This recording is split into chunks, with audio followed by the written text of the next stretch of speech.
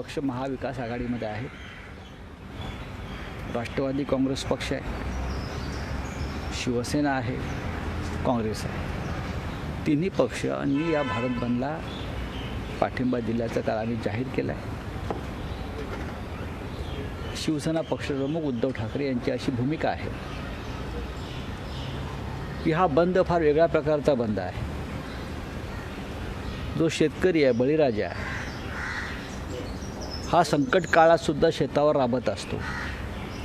आपण सगळे लॉकडाऊनमध्ये घरी बसलेलो होतो, तेव्हा शेतकरी राबत होता, शेतावर काम करत होता, कर्तव्य बजावत होता. आज त्याने आपल्याला साथ घातलेली आहे, आज त्याला गरज आहे. तेव्हा आपण सगळे त्याच्या पाठीशी उभं राहायला हवं, त्यांच्या आव्हानाला प्रतिसाद दिला पाहिजे.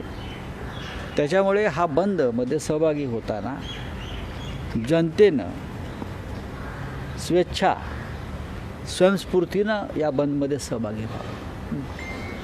ही खऱ्या अर्थानं त्या बळीराजाला हा पाठिंबा ठरेल. हा राजकीय बंद नाही, एक लक्षात घ्या. जरी त्याच्यामध्ये अनेक राजकीय पक्ष उतरले असले, मग विरोधक असतील, काही संघटना असतील, तर आम्ही असं मानतो हा राजकीय बंद नाही.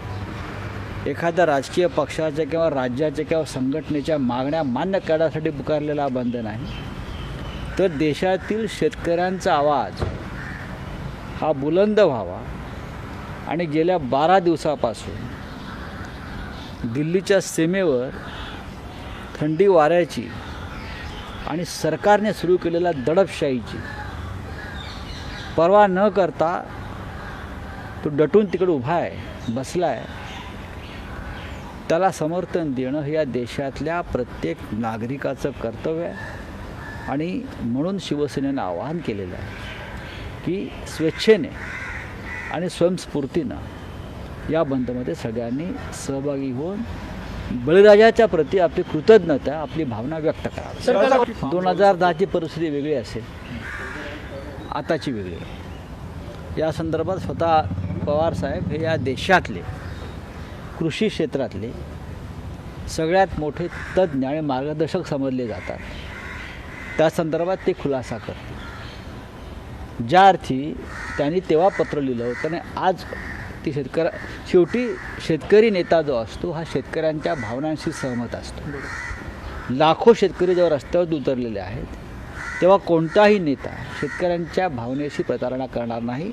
त्या दृष्टीनं माननीय शरद पवार यांच्या भूमिकेकडे पाहायला हवं. अकाली दलाचे काल खासदार आले होते आणि त्यांनी बाहेरून म्हटलं की आम्ही उद्धव ठाकरेंनी विनंती केली की दिल्लीत या संदर्भातल्या बैठकीला यावं. नाही, त्यांनी जाणार का असं आहे की देशभरामध्ये अकाली दलाचे नेते फिरत आहेत. हा निर्णय फक्त अकाली दल घेऊ शकत नाही. आता हा विषय देशव्यापी झाला. आम्ही सगळे इतरसुद्धा देशातल्या प्रमुख पक्षांशी, नेत्यांशी चर्चा करतो आहोत. त्या नेत्यांशी चर्चा झाल्यावरती त्या संदर्भातला जो सारांश आहे, सार आहे, तो आम्ही माननीय मुख्यमंत्री उद्धव ठाकरे यांच्याशी चर्चा करू आणि त्यानंतर पक्षप्रमुख आणि मुख्यमंत्री निर्णय घेतील. हिंदी में जाना चाहेंगे, कल जो बंद है उसको शिवसेना ने सपोर्ट किया है. कल का जो बंद है और किसानों की जो पूरी मांगे हैं, उनका समर्थन तो शिवसेना करेगी. और जो भारत बंद यानी पूरा जो राष्ट्रव्यापी बंद का जो ऐलान किया है, उस बंद का भी शिवसेना समर्थन कर रही है. महाराष्ट्र में 3 पार्टी की सरकार है, कांग्रेस, राष्ट्रवादी कांग्रेस यानी एनसीपी और शिवसेना. तीनों दल इस बंद में शामिल हो गए. लेकिन महाराष्ट्र के मुख्यमंत्री और शिवसेना के पार्टी चीफ उद्धव ठाकरे जी ने सभी से ये अपील की है कि ये कोई राजनीतिक बंद नहीं है, ये कोई पॉलिटिकल पार्टी की मांगे नहीं है. किसान पंजाब और हरियाणा का और पूरे देश का किसान में कोई फ़र्क नहीं है. 12 दिन से वो किसान ठंड में, हाँ, और जिस माहौल में वहाँ डट कर खड़ा है, बैठा है और संघर्ष कर रहा है, तो उस अन्नदाता के प्रति कृतज्ञता भाव व्यक्त करना, यही बंद में शामिल होने का हमारा कर्तव्य है. इसलिए सभी ने स्वेच्छा से इस बंद में शामिल होना चाहिए. कोई ज़ोर ज़बरदस्ती की ज़रूरत नहीं है। हमारी भावना है तो किसान है। हम सब लोग लॉकडाउन में 1 साल से घर में बैठे थे, बंद में शामिल थे तो किसान जो है वो खेती पर काम कर रहा था और हमें अनाज दे रहा था। तो अब उसकी पुकार है कि हमें 1 दिन का समर्थन दीजिए, तो मुझे लगता है ये हमारा कर्तव्य है। सीएम साहब क्या दिल्ली जाएंगे? देखिए, कल अकाली दल के प्रमुख नेता माननीय मुख्यमंत्री जी से आकर मिले हैं, बहुत सी बातचीत हुई है। अब हम भी देश के और राजनीतिक दलों से चर्चा कर रहे हैं जी। कि उस बारे में हम कैसे आगे जा सकते हैं। उसके बाद पूरी चर्चा होने के बाद हम सीएम साहब को बताएंगे कि सबका क्या कहना है, बाद में हम निर्णय लेंगे। 2010 का सहभाग कसा असेल? बंदमध्ये शिवसेना कशा प्रकारे सहभागी? हमने कहा ना कि हमने जनता से अपील की है कि ये जो बंद है ये कोई राजनीतिक मांगे नहीं है उसमें हमारी, किसी भी पार्टी की, किसी भी दल की, ये किसानों की मांग है।